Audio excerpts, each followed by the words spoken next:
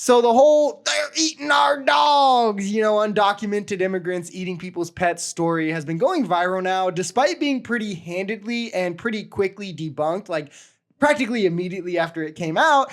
There's still a few clips of this being discussed in mainstream media that I thought would be insightful to take a look over and use as a chance to provide some additional context to kind of set the story straight, starting with this clip on CNN. When he said that, he wasn't being sarcastic.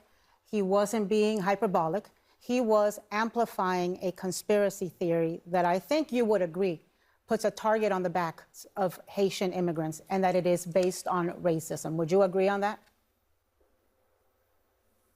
Anti-Black racism will be more pointed. Do you think that if there were 20,000 Scandinavians that had been sent to Springfield, people would be saying that they're eating cats and dogs and geese? I'm not going to answer for him, for his memes or anything else. But I am. But I'm asking you. Do you think that conspiracy is based on racism? Because it's an because I'm not going to answer. I don't know. I don't know. That was a long pause, Scott. I mean, because I don't know the answer, and I'm not going to sit here and answer for somebody. I don't talk to Donald Trump about what the motivations are, and I don't answer to you either. But Scott, what is the answer for you? This is absolutely anti-Black racism, and that's why he won't answer the question, because he knows that he knows better, and so he's just going to dodge it.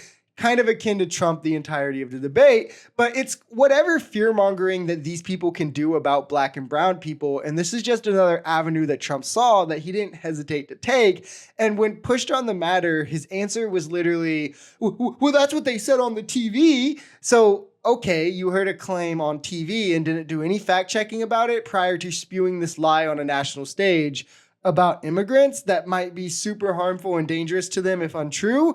And again, it stems down to his racist antics of fear-mongering against brown people. Just like he said he would accept immigration from nice countries and went on to name predominantly white European countries only, because it's a lot easier to create this kind of mass hysteria about colored folk, especially in Donald Trump's eyes. And the most damning piece of evidence that these people have of this being a true thing that's really happening is a body cam of a woman who is of color, of course, that was arrested for something similar, only to find out that this is in a totally different city.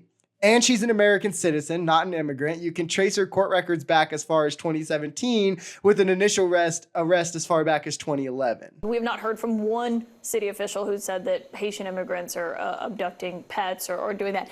And, I was thinking... City officials aren't the only source. There are plenty of people who are saying this is happening. So I think it just needs to be verified. But the real point here is that multiple immigrants... people there, the police commissioner, people there who've said that there's just no evidence of it. Yeah, and there's also plenty of people who say that the earth is flat. That doesn't make the earth flat. It comes down to the analogy of, if a couple Ohio residents told you that they saw Bigfoot and had no evidence, do we just then believe that Bigfoot is walking around Ohio? But they buy into this equally absurd claim because, again, spreading hysteria about brown people is what Republicans do best.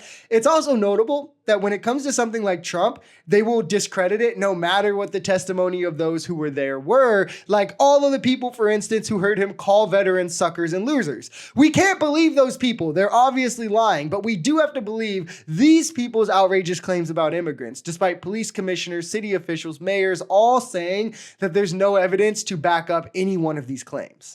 One of the fact checks, though, had to be about the Haitian immigrants. Do you believe that he should not have waded into that, given officials in that city say there's no evidence of it?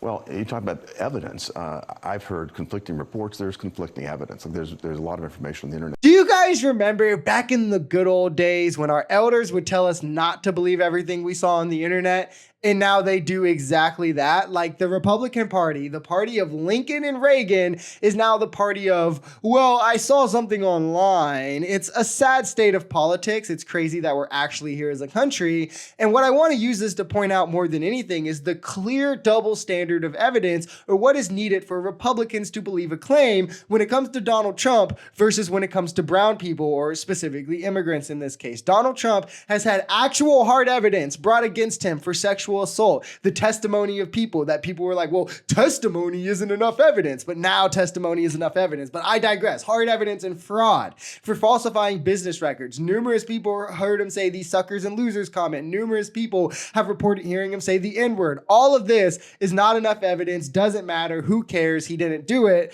But let just a couple people online claim that brown people are eating other citizens' pets, despite contradictory claims from those who actually do the investigations, like city officials and police commissioners.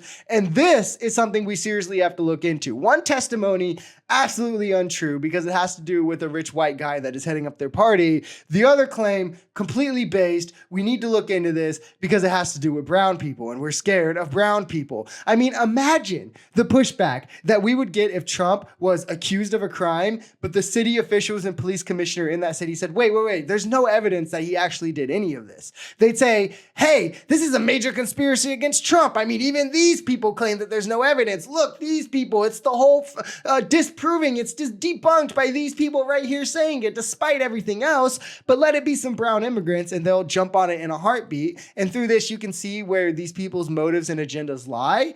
And it's definitely not with the truth. If you enjoyed this video, we're Social Society. We're a commentary channel influenced by politics, society, and the economy. We are pretty left-leaning on this channel, but we're open to our right-wingers as well. The biggest thing here is having conversations that get everyone to the bottom of the truth. If that sounds like something that could interest you, consider smashing that subscribe button, leaving us a like, or even commenting on this video. We even have memberships available as low as $3 if you'd like to support, because the only way we become a society is together. Peace.